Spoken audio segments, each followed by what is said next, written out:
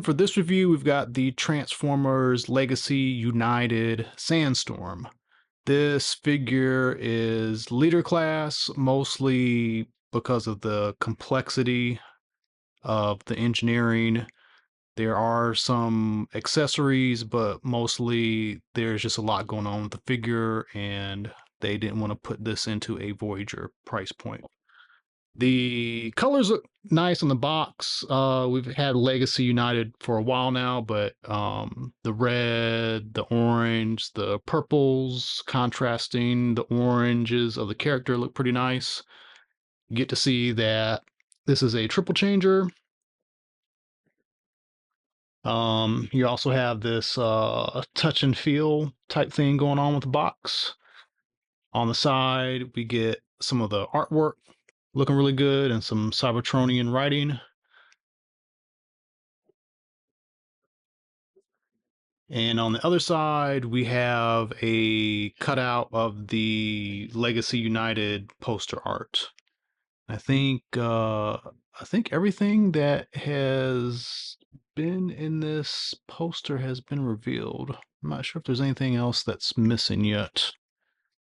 Okay, and then on the back, the standard modes, because it's a triple changer, we have 3 modes. The vehicle modes are looking pretty G1 faithful, so that's nice. And we've got this 40th anniversary logo on the back as well. So I've been looking forward to getting to this. We haven't had many triple changers, so now we've got what looks like is going to be a really nice Sandstorm. So let's get them out of the box and take a look at the figure, take a look at the molds, and do some comparisons. Okay, so here he is out of the box. I haven't connected anything yet. He's got the roll cage slash rescue cage. He's got a gun. Looks pretty cool. He's got this piece here, which I believe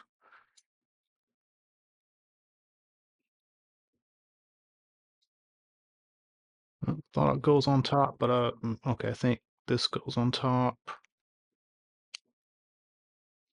I'm trying to remember how the G1 toy looked.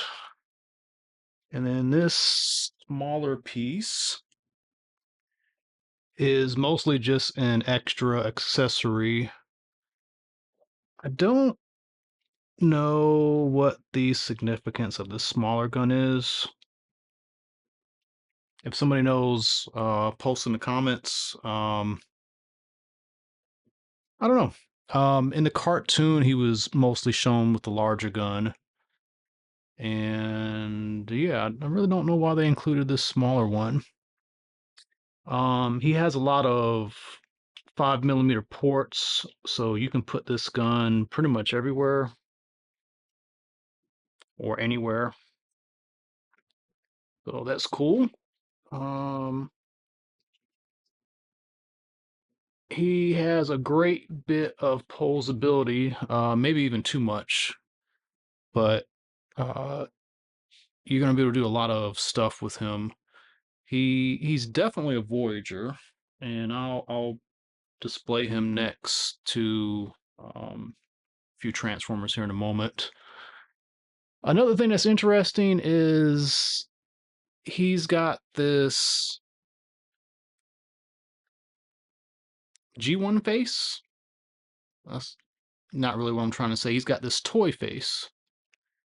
And in a line that skews more towards animation design, that is interesting. So, are we going to get an updated face at some point, like another release? Hard to say or know. Uh, Knowing that Hasbro is generally going to try to get the most out of the molds, I could kind of see that, but the I don't know how you would bring out a different version of this as far as colors, because these colors are pretty close to what the animation was also. So just interesting. Um, for articulation, his head is on a ball joint, but because of this whole area that the head resides in, there's not going to be a whole lot of movement, but you can get some movement in there. He's got disc hinge, shoulder. This is double elbow. The hand does turn. He's got disc hinge on the hips. He's got single knee articulation. There is a twist at the top of the leg. He's got these deep ankle rockers. Um, the toes can go back pretty good, don't really go up because of how this is all sculpted. Another thing that's interesting is the tires are rubber. So this centerpiece is plastic and the tires are rubber. Um, I don't know how I feel about that. What I don't think there's anything else in the, we'll call this War for Cybertron Legacy line of figures where the vehicle had rubber tires. Maybe they felt like they wanted to make the toy a little more premium, so you thought you were getting more out of it for the leader price, but it's just kind of weird. Why they do that? Um, they could have saved some money and made these plastic and gave us two heads. I don't know. Just kind of weird. Um, show off the back a little bit. There's a lot of emptiness here, but it looks okay. Um, they did a good job of making it interesting. You know, there's some detail work on the inside, so that's nice. Yeah, he's kind of a odd little figure. All right, I do believe there's a way to attach the cage to the back. Trying to take a look here. So all these pieces do come out, and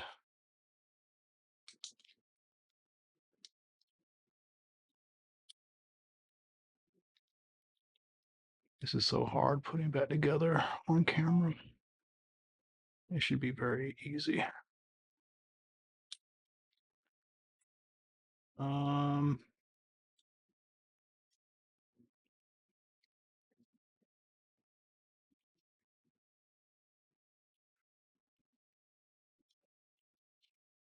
yeah, I guess you could do something like this. It doesn't really fit well, but you get the idea.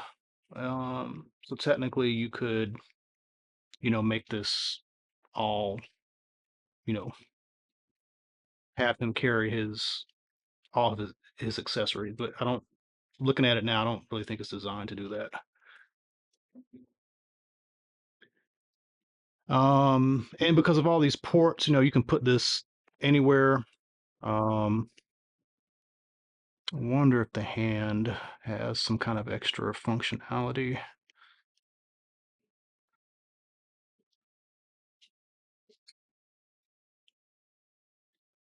And this will not fit on the hand.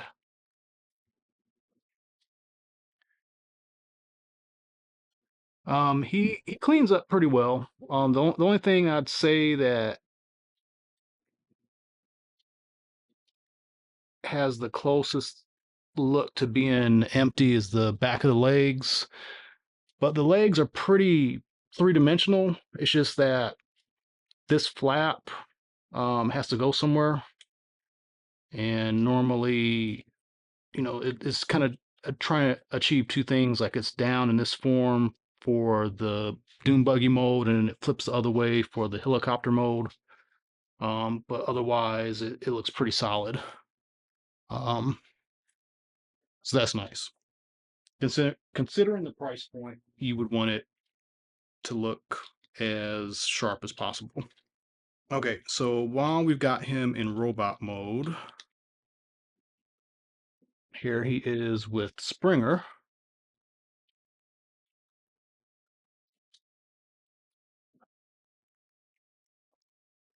And like from a head height point of view, Springer is taller. From overall height, Sandstorm is taller, but it's all this backpack stuff that's hanging on. So these guys do pair well together. And just for one more comparison, here he is with Starscream. And this Starscream may be a little short. I don't know. But he's a tad bit taller than Starscream as far as like head and shoulders. Aesthetic wise, I think he goes well with the Legacy line, War for Cybertron line. Okay, so that's our figure review. We'll get him into his vehicle modes and check those out next. Okay, so here he is in Doom Buggy mode, and this is probably the weaker of the two modes. It's functional, and this does look very much like the G1 toy, but it's a little, I don't know. There's a bit more of the alt mode of the helicopter mode showing on this version. And technically there is some parts forming if you want to integrate the cage. You're gonna have to take the cage apart, put the pulley there, um, collapse the cage down on top of that, which is not a big deal. And then the underside of the cage can go here, which adds some stability. You could totally keep the cage off and come on, it would be fine, but it does seem a little incomplete without the cage on top. So there is that. As you see, the gun can fit on the top. The smaller gun really doesn't have a prominent place to go. You still have all these ports where you can, stick the smaller gun. Um, so there is some kind of cool stuff going on with the lower legs, how it forms this kind of mud flap wind guard, and how the arms pivot out to the side. So that's kind of cool. And then it does have kind of this downward slope to the design, which is pretty Dune Buggy like. I do like how they have the suspension molded into the inner piece of that joint there. So I think that's pretty cool. Here he is with Springer, and he does have a bulkier presence compared to Springer. I don't know. That's about all I can say. It's an interesting alt mode.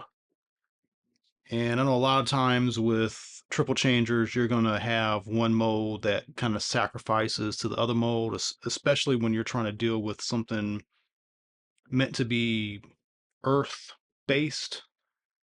But we'll get into the helicopter mode and we'll see it's quite a bit more solid.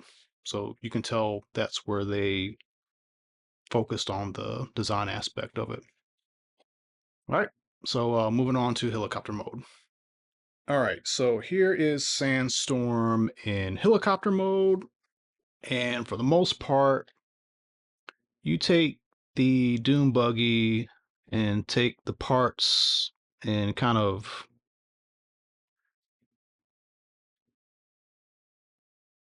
fold them back the other direction, and you get the helicopter mode. And it does clean up a good bit better. There is some noticeable stuff like, you got the wheels exposed, but without trying to look at the bottom of it and just looking at it from the top and side, it is very convincible uh, safety helicopter. I don't know what model helicopter this is supposed to be, but it plays off the mode really good. One thing I noticed is when uh, getting these propellers into place, they don't feel like they want to move, and they feel like you're going to break them as you're kind of moving them into position, but they will move, and there's something going on where they're like snapping into place. So just be aware of that. Then you have the cage, and the cage is going to be a little bit more functional at this point. And you could kind of attach it to the side and have something like this going on with it. I mean, there's a lot of different ways to deal with this figure. Same thing with the guns. The guns don't really have a prominent place to go except for the sides. So, stick them on the sides and they'll be fine. It does roll. If you cared to know about that, it does roll. Overall, it just kind of is what it is. I I'll definitely enjoy this figure more in robot mode. The vehicle modes are a bit of a stretch for both, but again, the helicopter mode probably cleans up the best. One other thing to keep in mind when you're transforming, this side needs to kind of accordion in a little bit. So you're going to be, bringing it from the other side and pulling it in, and it needs to accordion over just a little bit for this to work. As I was doing it, I could feel a lot of uh, resistance and tension, and it was because this flap needed to move in more. So quick comparison with Springer and alt mode sizes are pretty comparable. So where we went from the dune buggy mode, it felt like the the the land mode was larger than Springer. Now Springer seems larger than Sandstorm. And that's just the kind of stuff to expect from a triple changer that's moving a lot of parts and flaps around to get to a particular mode. Um, Also, there's some nice detail. I am noticing there are windows that are not painted. The top here does have some good detail.